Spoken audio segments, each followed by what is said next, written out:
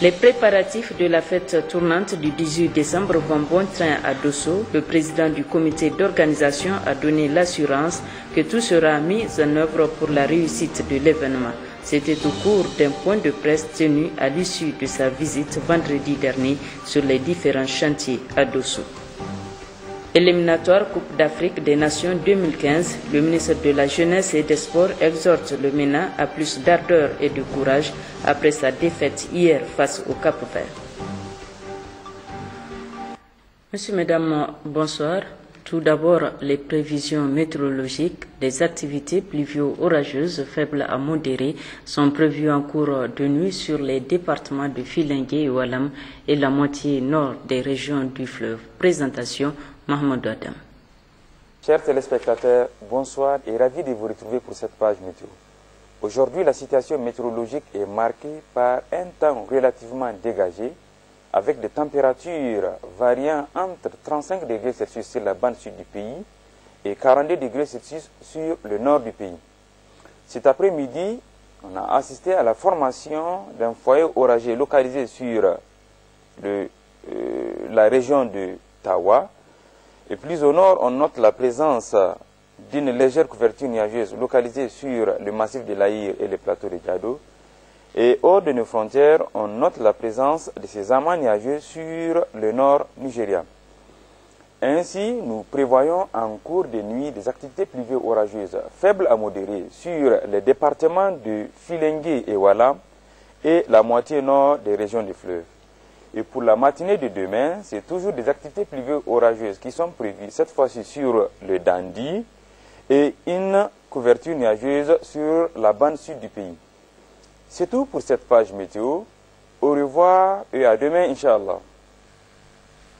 Le président de la République, chef de l'État, Issoufou Mahamadou, a quitté Niamey ce dimanche à destination de Dubaï, aux Émirats arabes unis, où il prendra part à la conférence des investisseurs de l'Union économique et monétaire ouest-africaine, IMEOA. Le chef de l'État est accompagné dans ce déplacement de M. Amadou Boubacar Sissé, ministre d'État, ministre du Plan, de l'Aménagement du Territoire et du Développement communautaire, M. Foumakoy Gado, ministre de l'Énergie et du Pétrole, M. Gilles Baye, ministre des Finances, et M. Ibrahima Yakouba, directeur de cabinet adjoint du président de la République.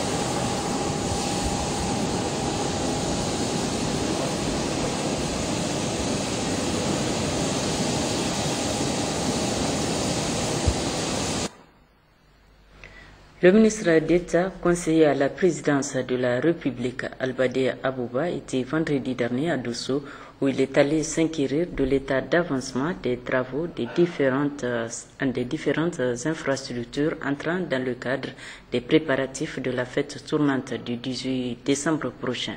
À l'issue des visites, Albadé Abouba a tenu un point de presse dont je vous propose un extrait avant de le retrouver en partie magazine de cette édition. Au niveau de la jeunesse, nous avons constaté deux choses. D'abord, il y a eu une forte mobilisation. Et d'ailleurs, il suffit de visiter les chantiers. Vous voyez tous les jeunes qui sont vraiment au niveau des différents chantiers. C'est une très bonne chose en soi. Ensuite, rien que tout à l'heure, j'ai reçu un groupe de jeunes qui m'a fait la requête de vouloir faire une campagne de sensibilisation et de mobilisation à l'occasion de ces festivités à l'échelle de la région. C'est une initiative personnelle de ces jeunes. Donc c'est une association formellement reconnue par l'État et qui se propose de nous apporter son soutien aussi sous cette forme, parce que chacun apporte ce qu'il sait faire. L'autre aspect également, vous savez, il y a la ligne de chemin de fer là. Il y a beaucoup de jeunes qui y travaillent actuellement là. Il faut qu'ils s'approprient dès à présent de la technicité pour l'entretien ultérieurement de cette ligne. Parce que les autres, ils vont la réaliser. Mais la maintenance de cette ligne, la maintenance des infrastructures, ce sont ces jeunes-là. Dans le cadre des éliminatoires de la Coupe d'Afrique des Nations, le MENA du Niger s'est incliné face aux requins du Cap-Vert hier au stade général Séni Kountché. Pour le ministre de la Jeunesse Abdelkarim Dammalam, le MENA doit tirer les leçons de cette défaite et s'armer de courage pour pouvoir faire mieux au cours des prochaines rencontres. Le ministre en charge des sports a saisi l'occasion pour saluer la mobilisation du public hier au stade général Séni Kountché. Moussa Nouma, Mahamadou Gingare. Première sortie du MENA dans les éliminatoires face aux requins bleus du Cap-Vert. Une sortie sanctionnée par une défaite. Pourtant, c'est une équipe confiante qui a été constituée par Gernot Rohr. Le MENA démarre mal la compétition malgré une forte mobilisation du public sportif devant lequel le premier responsable du sport nigérien, le ministre Abdelkarim Dammalam. J'ai ressenti cette défaite comme n'importe quel Nigérien qui a le souci, en tout cas, et qui aime le sport et qui a le souci de progresser de son pays. Vous savez, ce match, nous l'avons préparé il y a quand même un peu plus d'un trimestre que nous sommes autour, la fédération et nous et nos techniciens sont en train de voir comment faire pour faire en tout cas amende honorable par rapport à cette équipe que vous connaissez très bien, qui est classée parmi les 5 premières équipes de l'Afrique. Le ministre en charge des sports félicite et salue tout ce public qui s'est mobilisé comme un seul homme pour supporter le 11 national. Nous ne laissons pas aller au découragement. Et quant au public, je les rassure que nous avons encore 5 matchs à jouer, dont je pense 2 matchs ici à domicile. Donc je pense qu'il ne faut pas que ce public-là se décourage. Nous les remercions beaucoup de s'être vraiment mobilisés pour venir soutenir leur équipe qu'ils aiment très bien. Abdelkarim Dammalam, malgré cette défaite, garde espoir pour la suite de la compétition. Mais ce que je voulais dire surtout, c'est que cela ne serve pas de découragement pour cette jeune équipe que nous sommes en train de vouloir former. Parce que nous avons demandé, quand nous avons été à la tête, nommés à la tête de ce ministère, nous avons demandé à ce que les jeunes puissent remonter dans les différentes équipes nationales. Nous allons perdre peut-être aujourd'hui, mais nous allons gagner demain. Un match perdu sur 6, donc le MENA possède toujours des chances de qualification, mais cela ne se fera que si l'équipe change d'attitude. Il va falloir se doter de comportements de concurrents, de guerriers, car après 2 qualifications, ces joueurs n'ont plus droit à l'erreur. Le volet reportage de cette édition est consacré ce soir à la réalisation de la page météo présentée chaque soir dans nos éditions de 20h30 par les services de la météorologie nationale. Comment se prépare cette page météo? Élément de réponse dans ce dossier de Mahamadou Adamou et Moudachiro Ouma Jamil. La page météo, c'est ce bulletin présenté chaque soir avant le journal télévisé de la chaîne nationale pendant la saison des pluies par la Direction nationale de la météorologie. Elle est présentée depuis les années 1990. La collecte de l'information s'est faite avec un logiciel à partir du satellite et en collaboration avec la SECNA. Pour la collecte d'informations, ça a été facilité avec le PIMA aujourd'hui 2010, n'est-ce pas? Nous avons pratiquement tout ce dont on a besoin, n'est-ce pas, pour faire nos analyses et, n'est-ce pas, faire sortir les éléments. Mais l'essentiel aussi de nos données qui sont collectées passe par l'aéroport. L'aéroport, vous savez, nous avons nos collègues là-bas, au niveau de la SECNA, qui font la protection aéronautique. On a une base de données, n'est-ce pas, aujourd'hui, qui est là, numérique, qu'on peut interroger à n'importe quel moment. Et aujourd'hui, je vous apprends que nous avons des stations qui sont créées depuis 1904, qui sont là, qui sont encore fonctionnelles. Donc, tu peux remonter dans le temps jusqu'à 1920 pour avoir un jour donné quelle information, qu'est-ce qui s'est passé ces jours-là. Donc, on a vraiment, c'est pratiquement un patrimoine national que nous avons ici, cette base de données météorologiques qui couvre pratiquement l'ensemble du pays et que toutes les stations synoptiques et climat, n'est-ce pas, et même les postes pluviométriques, ces derniers temps, nous avons quand même au moins 600 postes pluviométriques qui sont suivis.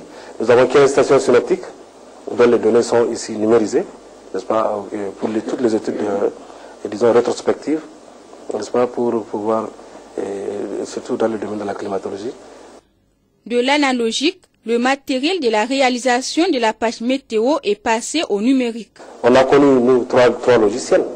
Nos anciens, donc, on travaillait dans des conditions très difficiles à leur temps, parce qu'ils n'avaient pas tout ça. Et souvent, même c'est sur papier qu'ils faisaient des présentations.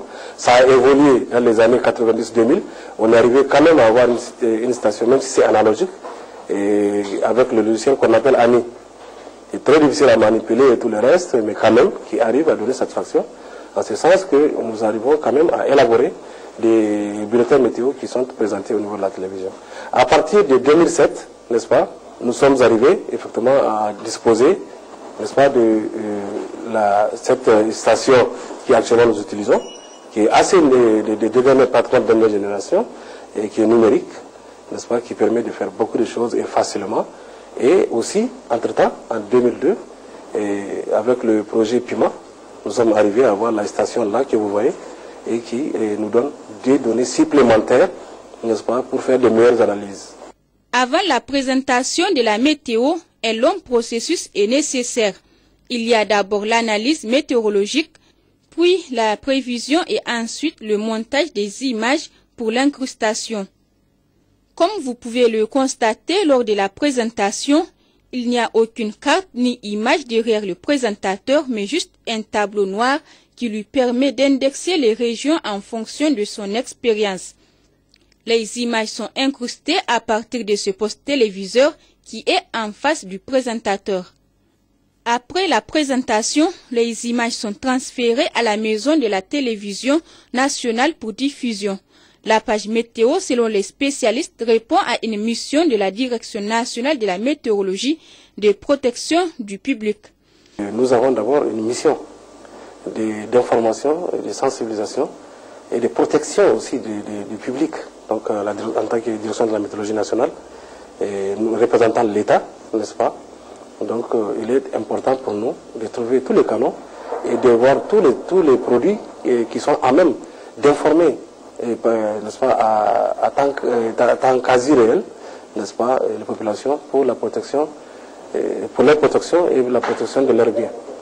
Donc c'est pourquoi ces bulletins sont faits, pour que les gens prennent, n'est-ce pas, soient informés et qu'ils prennent des décisions si jamais il y a des catastrophes, s'il y a de la pluie intense qui va arriver, ou s'il y a des risques d'inondation, souvent on le signale, et pour que les gens prennent leurs dispositions.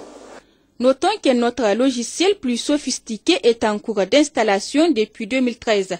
Sa mise en place permettra une plus grande diffusion des informations météorologiques à travers leur envoi aux différents médias à partir de l'Internet. Santé à présent, avec la campagne de chirurgie foraine à Tillabéri, plusieurs malades ont bénéficié des interventions gratuites. Ce matin, le gouverneur de la région a effectué le déplacement de l'hôpital de district pour encourager l'équipe des chirurgiens. Jibonouhou Sahabibouda.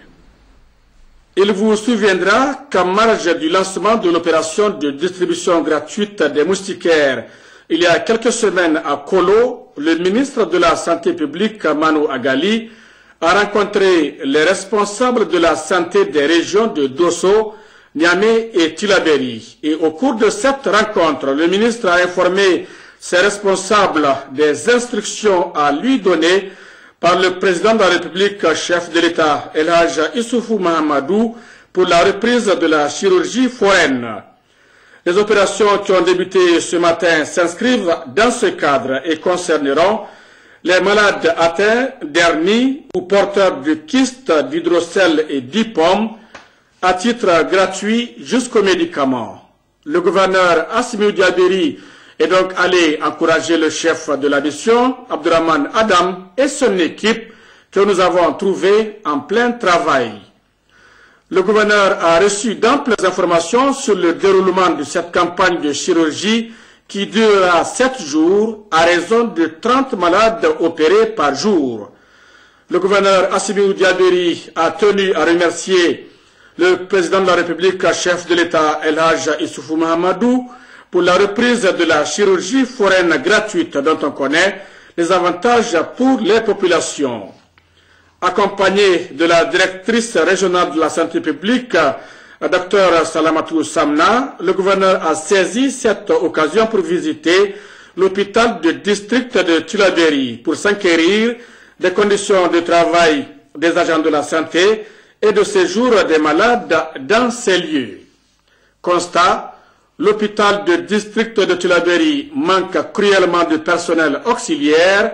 Un seul manœuvre pour assurer la propreté et l'hygiène des lieux.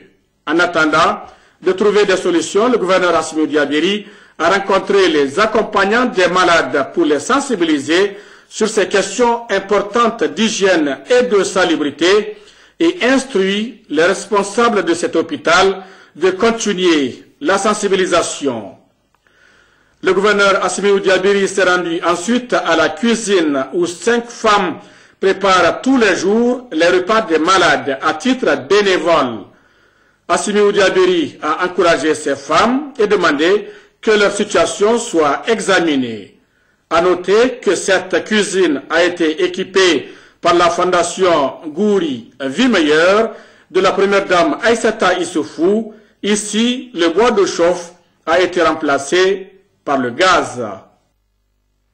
Tillabéri toujours avec cet atelier de vulgarisation de l'arrêté sur la production, l'importation et la commercialisation du sel iodé au Niger. C'est le secrétaire général de la région qui a présidé l'ouverture des travaux. Abdoulaye Soumana, Amadou Ibrahim. Il s'est agi à travers cet atelier de vulgariser l'arrêté interministériel en date du 25 mars 2014 qui abroge celui en date du 4 octobre 1995 rendant obligatoire l'iodation du sel destiné à la consommation humaine, produit et ou commercialisé au Niger et de procéder à la mise en place du comité régional contre la carence en iode afin de permettre à notre région de relancer son combat. Un arrêté qui traduit l'engagement de notre pays à éliminer les troubles dus à la carence en iode à travers la stratégie de l'iodation universelle. En ouvrant les travaux, le secrétaire général de la région a dit que l'adoption de la stratégie d'iodation universelle du sel dans notre pays a porté ses fruits avec une réduction significative du taux de goitre passant de 35% à 2,2% pour le goitre total et de 5,7% à 0,5% pour le goitre visible de 1994 à 2006. Moussa Moussi a réaffirmé toute la volonté des autorités de la 7e République à investir dans le développement humain et à soutenir toutes les initiatives de réduction de la malnutrition en particulier et à la promotion de la santé en général. Une volonté affirmée a poursuivi le secrétaire général de la région de Tillabéri dans le programme de la Renaissance du Niger et traduite en acte à travers le plan de développement économique et social. Moussa Moussi a réitéré toute sa gratitude aux partenaires techniques et financiers pour leur contribution au développement de la région et exhorté l'ensemble des acteurs à rester mobilisés pour une ferme application de la législation en vigueur. La conciliation, l'élaboration des procès-verbaux et leur consignation dans le registre ad hoc en cas de conflits ruraux, c'est le thème au centre d'un atelier de formation des chefs traditionnels et leurs secrétaires. Cet atelier, qui se tient à Guesquerou, dans la région de Difa, a été initié par le projet de promotion de gestion pacifique des conflits ruraux à la base pour une cohésion sociale et une paix durable en milieu rural nigérien. Un projet financé par l'Union européenne, nous rapportent Ben Youssouf Abdelaziz et Ibrahim Seydou. Cet atelier qui s'est tenu dans la commune rurale de Guesquerou a été organisé par le réseau nigérien pour la gestion non violente des conflits et présidé par le secrétaire général de la préfecture de Difa, a regroupé tous les acteurs intervenant dans cette démarche. En ouvrant les travaux de la rencontre, le chef du projet SPAC a, dans le discours qu'il a prononcé, indiqué que dans le cadre de la réalisation de ces objectifs, le réseau Jonovico a eu à mettre en œuvre plusieurs autres projets. Le projet de promotion de la gestion pacifique des conflits ruraux à la base pour une cohésion sociale et une paix durable en milieu rural, dont les activités sont en cours de réalisation, vient ainsi de renforcer l'expérience du réseau en matière de promotion de paix à travers la prévention des conflits. Le présent atelier, souligne M. Ibrahim Wadi Soumantaher, a pour objectif de renforcer les capacités des chefs traditionnels et leurs secrétaires sur les procédures de conciliation, l'élaboration de procès-verbaux ainsi que leur consignation dans le registre prévu à cet effet et s'inscrit dans le cadre d'une série d'ateliers qui concerneront les mêmes acteurs de l'ensemble des 8 régions du Niger. Ibrahim Wadi Soumantaher a saisi l'occasion pour adresser ses sincères remerciements à l'Union européenne qui a bien voulu financer ce projet dont la finalité est de garantir la paix et la cohésion sociale dans le pays. Il a également remercié les autorités locales et les partenaires nationaux, notamment le ministère de l'Intérieur, de la Sécurité publique, de la décentralisation et des affaires coutumières et religieuses, ainsi que le ministère de la Justice et l'association des chefs traditionnels du Niger pour leur appui constant et leur implication dans l'exécution du projet SPAC. Intervenant pour sa part, le secrétaire général de la préfecture de Difa, qui présidait les travaux de la rencontre, précise que ce projet, dont l'objectif global vise à contribuer à la gestion adéquate des tensions et conflits en milieu rural, à la base pour promouvoir la paix et la cohésion sociale, cadre parfaitement avec la vision des plus hautes autorités du pays qui font de la paix l'une de leurs principales priorités.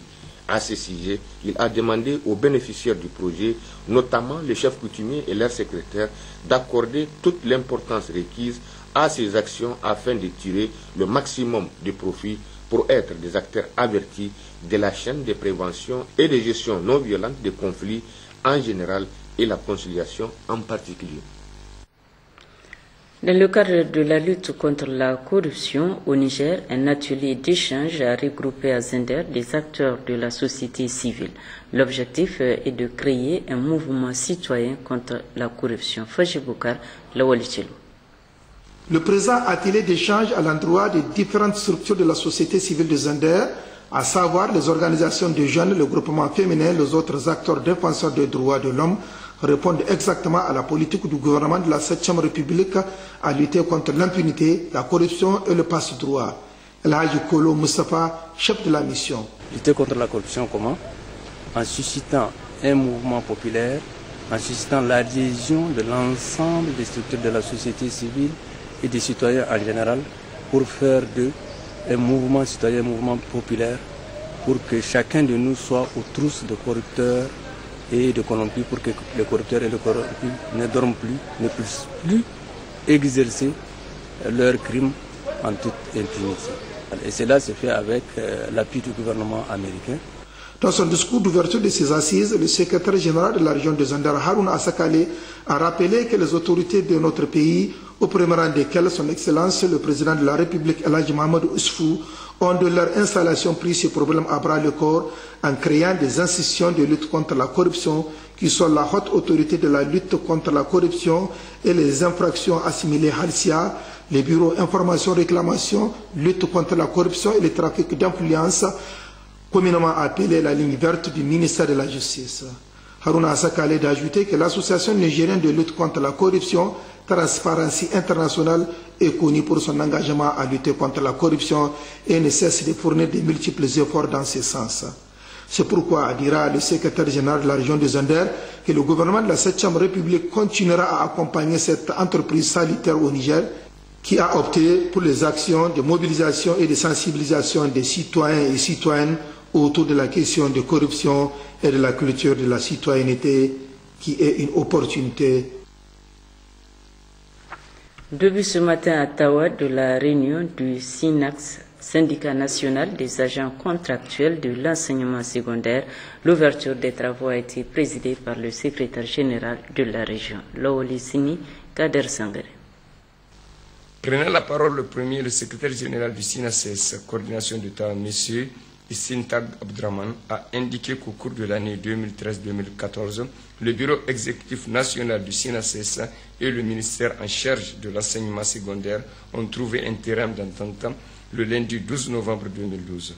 Entente qui a permis à la satisfaction de tous de lever tout ordre d'arrêt de travail qui aura bouleversé les cours au courant de la semaine. Le directeur régional des enseignements secondaires s'est dit réjoui de l'organisation de cette réunion qui servira de cadre d'échange entre tous les enseignants contractuels de l'enseignement du secondaire de la région. Le secrétaire général de la région de Tawa, M. Alfarouk Afelen, de relever que cet élan de dialogue, de compréhension mutuelle et de saine collaboration donné au plus haut sommet de l'État a naturellement un écho au niveau régional, parce que l'intérêt de l'école et l'intérêt de tous a-t-il martelé. Pour l'exercice 2013, lors de son passage au niveau de Tawa, il a été fait le point à son Excellence, Monsieur le Président de la République, que Tawa a un problème particulier. Donc, face à vous, aujourd'hui, vous avez, comme vous le dites, des autorités qui sont à votre écoute, mais, comme on le dit, la plus belle fille du monde ne peut donner que ce qu'elle a. Et je pense que c'est sincèrement que vous comprendrez ces cris de cœur qui s'adressent à vous en particulier. Sur ce, je déclare ouvert les travaux de la réunion régionale du Sénat.